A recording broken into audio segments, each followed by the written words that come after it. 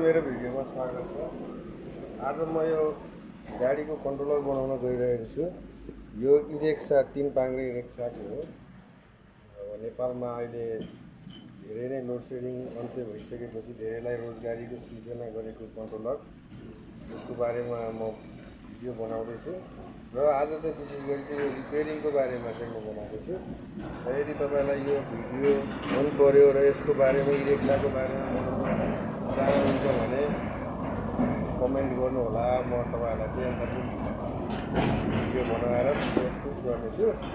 र आज चाहिँ यो चाहिँ खास गरी कन्ट्रोलर रिपेयरिङ, मतलब यसमा यो कन्ट्रोलर चाहिँ फुल्ली ड्यामेज भएर आएको छ। अब यो चलेको छैन अरे, तर यो कन्ट्रोलर भएको जोडेको गाडीले चाहिँ अर्को नयाँ कन्ट्रोलर जोड्नु भयो अरे। र यो चाहिँ रिपेयरको लागि चाहिँ यता आएको थियो ग्यारेजबाट। र है त आजलाई खोलेर के भएको छ यसमा अनि म तपाईँहरूलाई सिकाउँदै र गर्दै गर्नेछु है त। ल सुरु गरौँ र भिडियो अन्तिमसम्म हेरिदिनु होला। भिडियो अन्तिमसम्म हेर्नुभयो भने बल्ल तपाईँले बुझ्नुहुनेछ कुरा होइन, बिचमा छुट्ला केही होला है यसको बारेमा। अब त्यही अनुसारको अब हेर्नु होला। मन पऱ्यो लाइक सब्सक्राइब गरिदिनु र साथीहरूलाई पनि सेयर गरिदिनु।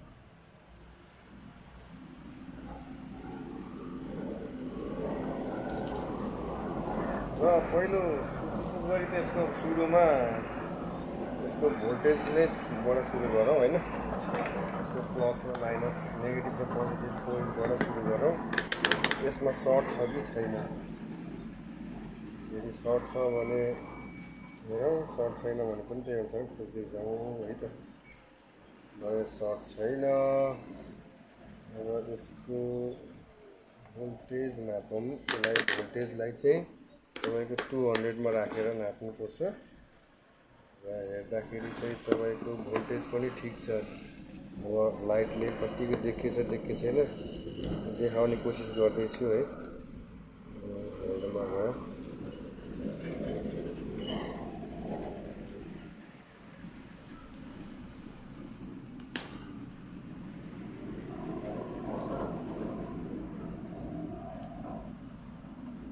यसको चाहिँ अहिले यसमा रिडिङ केही देखाएको छैन। यसको विचारमा मेरो भित्रपट्टि यसको केही ड्यामेज भएको हुनेको छ। लाउनुहोस् यसलाई खोलौँ है त।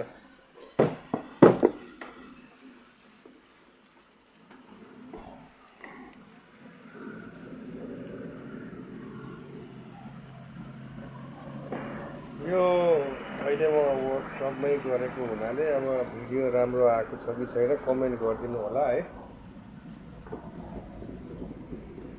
तपाईँहरूलाई म यसको बारेमा देखाउँदैछु।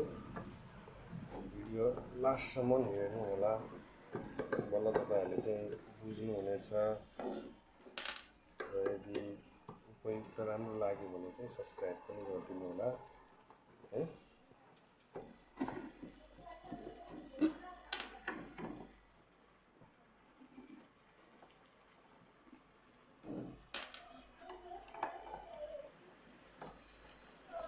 यो गाडी चाहिँ यो कन्ट्रोलर चाहिँ 60 भोल्ट 72 भोल्टको गाडीको हो। र यो लोडरको हो।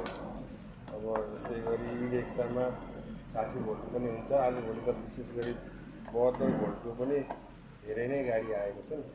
र तपाईँलाई गाडीको वायरिङ सम्बन्धित केही पनि जान्नु छ अथवा कन्ट्रोलरको बारेमा जान्नु छ, गाडीको बारेमा जान्नु छ, गाडी किन्नु छ भने पनि तपाईँहरू मलाई सम्पर्क गर्न सक्नुहुनेछ। र कमेन्ट गर्नुहोस्, म तपाईँलाई सुलभ सस्तो दरमा पनि मिलाइदिन सक्छु। अहिले अब यो कन्ट्रोलर खोलिसकेको छ। यो एकचोटि बनाइसकेको रहेछ, सजिलै देखिँदैछ। यो एकचोटि रिपेयरिङ गरिसकेको रहेछ।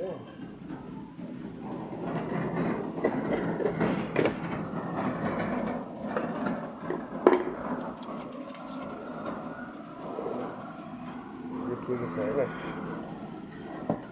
यहाँ यसको तलपट्टि एलेङ्कीले नट बोल्ट गरेको हुन्छ। सो एलेङ्कीले पनि खोलौँ। र हेर्दाखेरि यहाँनिर मैले यसको ड्यामेज देखेँ, हेर्न सक्नुहुनेछ यी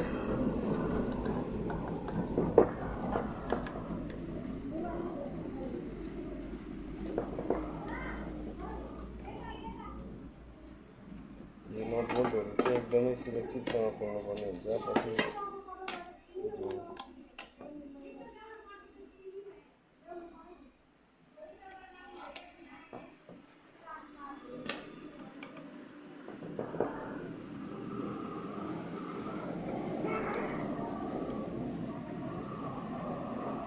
यसमा चाहिँ धेरै नै प्रब्लमहरू हुन्छ होइन।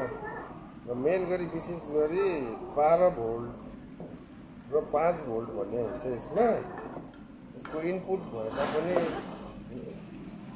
इनपुट भए होइन, भिडियो बनाउनु लाग्यो कि यसको इनपुट चाहिँ 60-72 भोल्ट भए पनि यसको आउटपुट जस्तै एक्सिलेटर दिनलाई चाहिँ 5 भोल्ट 4 भोल्ट हुन्छ। फेरि त्यो 4 भोल्टको लाइन आएन भने बिग्रेको भनेर फेरिन्छ। त्यो धेरै ठाउँमा फेरेको देखियो। अब बनाउनलाई चाहिँ अब कतिपयले बनाउँछन्, कतिले बनाउँदैनन् है। त्यो चाहिँ अब उनीहरूको हातमा पर्छ ग्यारेजको। जानेर हुन्छ कि नजानेर हुन्छ, बनाउँछ कि बनाउँदैनन् है।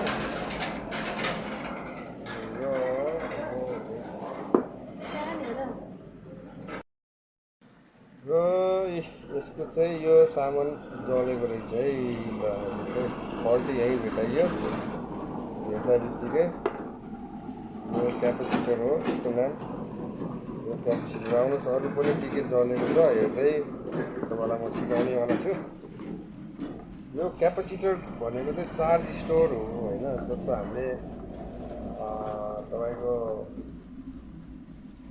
12 भोल्ट गरेर 48 भोल्ट भनौँ, 60 भोल्ट भनौँ, 72 भोल्ट भनौँ, त्यति भोल्ट बराबरको करेन्ट जब हामीले दिइन्छ त्यो चाहिँ यसमा आएर स्टोर हुन्छ। यो पनि एक किसिमको ब्याट्री नै हो, तर त्यस्तो स्ट्रङ ब्याट्री चाहिँ होइन, तर ब्याट्री नै हो। अब तपाईँहरूले खोल्नु भएको छ भने त थाहा पनि होला तपाईँहरूलाई। यो खोलिदिएर अनि डिस्चार्ज गरेपछि प्याट्ट पड्किन्छ नि होइन। तपाईँको यो रातो र कालो तार यसरी छुँदाखेरि पड्किन्छ नि, हो यसैमा भएको चार्ज पड्किएको क्या है। ल हेर्नुहोस्, यसमा अरू कुनै ड्यामेज मैले त्यस्तो देखेको छैन। ड्यामेज त्यही एउटा हो र यही एउटा। हेर्नुहोस्, यो जब यस्तो फाटेको, जलेको, च्यातिएको देख्नुहुन्छ भने यो ड्यामेज हो क्यापेसिटर। यो हो तपाईँको 700 माइक्रो फ्याराड र 1100 भोल्ट होइन। भनेपछि अब यसलाई यही पाइयो भने पाइयो, पाइएन भने 350 माइक्रो फ्याराडको 100 भोल्टको प्यारलल प्लस र माइनस गरेर यहाँ जोडिदिए पनि यो कन्ट्रोलर चल्छ। ल आजलाई यति नै। अब अरू कुनै प्रब्लम आयो भने कमेन्ट गर्नु होला।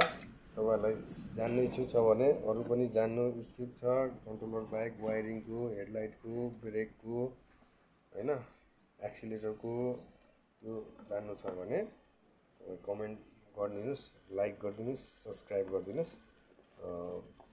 त्यसपछि हामीले अझै अगाडि भिडियो लिएर आउनेछौँ, प्रतीक्षा गर्नेछौँ। तपाईँहरूले यो भिडियोलाई मन पराइदिनु भयो भने चाहिँ अरू भिडियो पनि लिएर आउनेछौँ है त। आजलाई यति नै। अब म यो क्यापेसिटर लिनु भयो, यो यहाँनिर पनि क्यापेसिटर जलेर हेर्नुहोस् यसरी ड्यामेज भएर निस्किएको रहेछ।